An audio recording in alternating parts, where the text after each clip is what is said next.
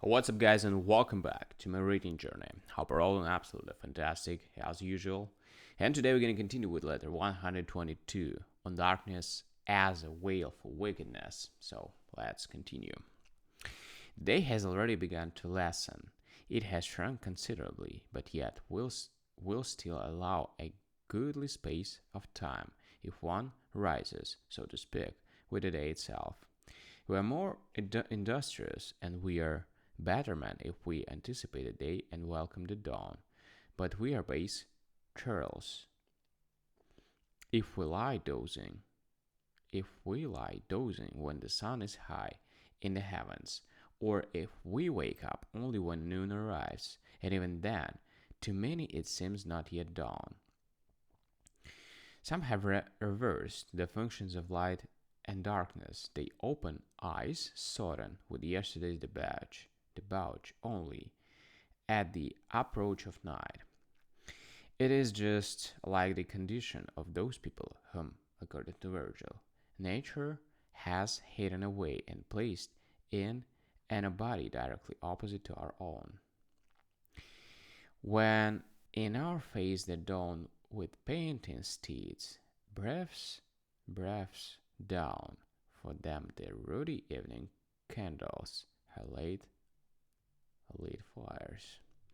It is not the country of these men so much as it is their life that is directly opposite to our own. There are many there may be antipodes dwelling in this same city of ours who, in Cato's words, have never seen the sun rise or set. Do you think that these men know how to live if they do not know when to live? Do these men fear death if they have buried themselves alive? They are as weird as the birds of night, although they pass their hours of darkness amid wine and perfumes, although they spend the whole extent of their unnatural waking hours in eating dinners, and those to cook separately to make up many courses. They are not really banqueting, they are conducting their own funeral services. And the dead, at least, have their banquets by daylight. But indeed, to one who is active, no day is long. So let us lengthen our lives, for the duty and the proof of life consist in action. Cut short the night. Use some of it for the day's business. Birds that are being prepared for the banquet, that they may be easily fattened through lack of exercise, are kept in darkness, and similarly, if men vegetate without physical activity, their idle bodies are overwhelmed with flesh, and in their self-satisfied retirement, the, the fat of indolence grows upon them.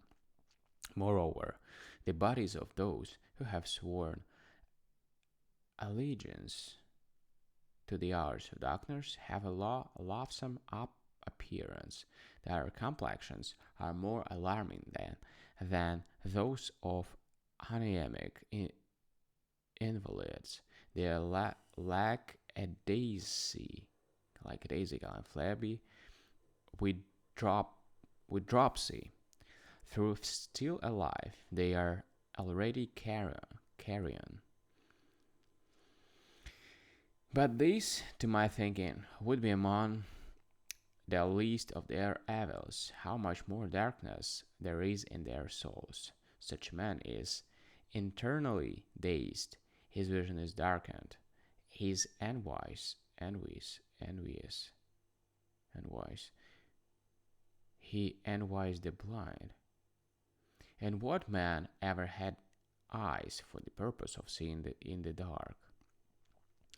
You ask me how this depravity comes upon the soul, this habit of reversing the daylight and giving over one's whole existence to the night. All vices rebel against nature.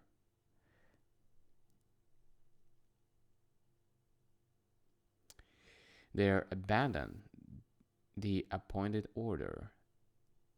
It is the motto of luxury to enjoy what is unusual, and not only to depart from that which is right, but to leave it as far behind as possible, and finally even take a stand in opposition thereto. Do you not believe that man, live contrary to nature, who drink fast, who drink fasting, who take wine into empty veins, and pass to their food in a state of intoxication, and yet this is one of your popular vices, to perfect their strength in order to drink on the very threshold of the bath amid the unclad bathers. Nay, even to soak in wine and then immediately to rub off the sweat, which they have promoted by many a hot glass of liquor. To them, a glass after lunch or one after dinner is Borgios. It is what the country squares do, who are not con, connoisseurs in pleasure.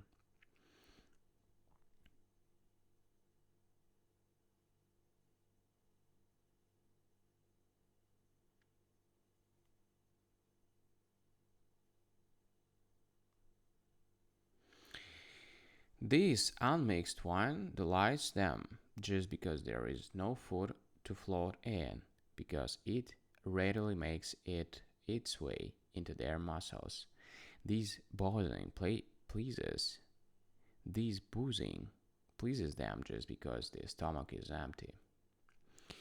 Do you not believe that men live contrary to nature, who exchange the fashion of their attire with women? Do not men live contrary to nature, who endeavor to look fresh and boyish at an age unsuitable for such an attempt? What could be more cruel or more wretched? Cannot time, cannot time and man's estate ever carry such a person beyond an artificial boyhood? Do not men live contrary to nature, who crave roses in winter, or seek to raise a spring flower like the lily by means of hot water heaters and artificial changes of temperature? Do not men live contrary to nature, who grow fruit trees on the top of a wall, or raise waving forests upon the roofs and battlements of their houses? The roots starting at the point to which it would be outlandish for the tree tops to reach. Do not men live contrary to nature, who lay the foundations of bathrooms in the sea and do not imagine that they can enjoy their swim unless the heated pool is lashed as the waves of a storm? When men have begun to desire all things in opposition to the ways of nature, they end by entirely abandoning the ways of nature. They cry, "It is daytime, let us go to sleep. It is the time when men rest. Now for exercise, now for our drive, now for our lunch. Lo, the dawn approaches. It is dinner time. We should not do as mankind do. It is a law and mean to live in the usual and controversial way. Let us abandon the ordinary sort of day. Let us have a morning that is a special feature of ours, peculiar to ourselves. Such men are, in my opinion, as good as dead. Are they not all but present at a funeral, and before their time too, when they leave amid torches and tapers? I remember that this sort of life was very fashionable at one time. Among such men as As- Asilius Buddha, a person of praetor rank, who ran through a tremendous estate and on confessing his bankruptcy to Tiberius, received the answer, "You have waked up too late." Julius Montanus was once reading a poem alone. He was a middling good poet, noted for his friendship with Tiberius, as well as his fall from favor. He always used to fill his poems with a generous sprinkling of sunrises and sunsets. Hence, when a certain person was complaining that Montanus had read all day long and declared that no man should attend any of his readings, Nada Pinarius remarked, "I couldn't make a fairer bargain than this. I'm ready to listen to him from sunrise to sunset." Montanus, Mon, Montanus was reading and had reached the words, "Jeans, jeans, the bright morning, to spread for his flames clear burning. The red dawn scatters its light, and the sad-eyed swallow returns to her nestlings, bringing the chatterers food, and with sweet bill sharing and serving." Then Varus, a Roman knight, the hanger-on of Marcus Vinicius, and a sponger at elegant dinners, which he earned by his degenerate wit, shouted, "Bedtime for Buddha!" And later, when Montanus declaimed, "Lo, now these shepherds have folded their flocks, and the slow-moving darkness gins to spread silence over lands that are drowsily lulled into slumber." These same Varus remarked, "What, night already? I'll go to pay my morning call on Buddha." You see, you see, nothing was more notorious than Buddha's upside down manner of life. But this life, as I said, was fashionable at one time.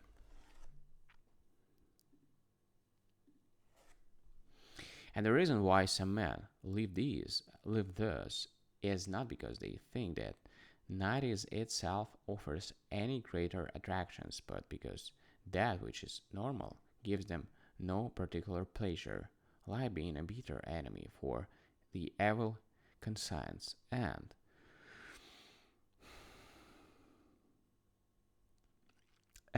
when one craves or scorns all things in proportion as they have cost one much or little, illumination for which one does not pay is an object of contempt. Moreover, the luxurious person wishes to be an object of gossip his whole life. If people are silent about him, he thinks that he is wasting his time. Hence, he is uncomfortable whenever any of his actions escape notoriety. Many men eat up their property, and many men keep mistresses. If you would win a reputation among such persons, you must make your programme not only of luxury, but one of notoriety.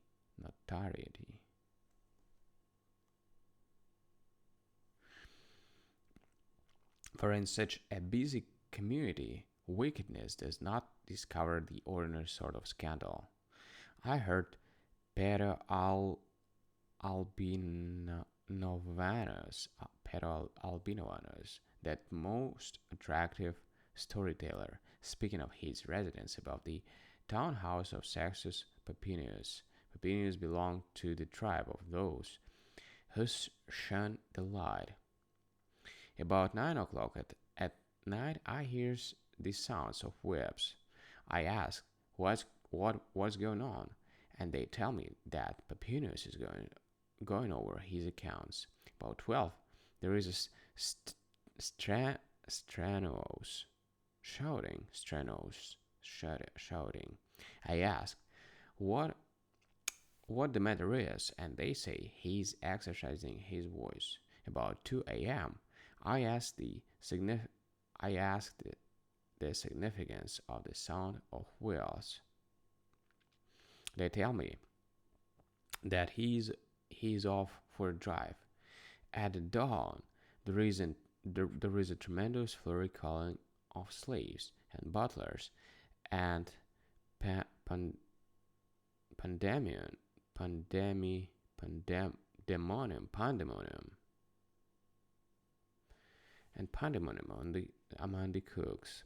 I ask the meaning of these also, and they tell me that he has called for his cordial and his appetizer after leaving the bath. His dinner, said Pedro, never went beyond the day, for he lived very sparingly. He was lavish with nothing but the night. Accordingly, if you believe those who called him tight-fisted and mean, you will call him also a slave of the lamp. You should not be surprised at finding so many special manifestations of the vices, for vices vary, and there are countless phases of them, nor can all their various kinds be classified. The method of maintaining righteousness is simple. The method of maintaining wickedness is complicated and has an infinite opportunity to swerve. And the same holds true of character. If you follow nature, character is easy to manage, free, and with very slight shades of difference. But the sort of person I have mentioned possesses badly warped character, out of harmony with all things, including himself. The chief cause, however, of this disease seems to me to be a squeamish revolt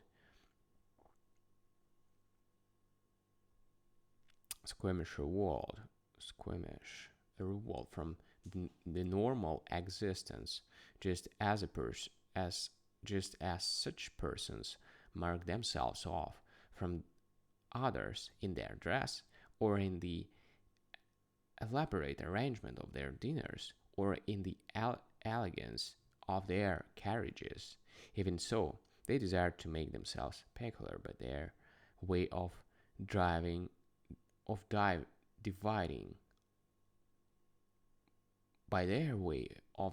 up the hours of their day. They are unwilling to be wigged in the conventional way, because notoriety is the reward of their sort of wickedness. Notoriety is what all such men seek, men who are, so to speak, living backwards. For this reason, Lucilius, let us keep to the way which nature has mapped out for us, and let us not swerve therefrom. If we follow nature, all is easy and unobstructed. But if we combat nature, our life differs not a whit from that of man who row against the current. Farewell. Right, guys. So,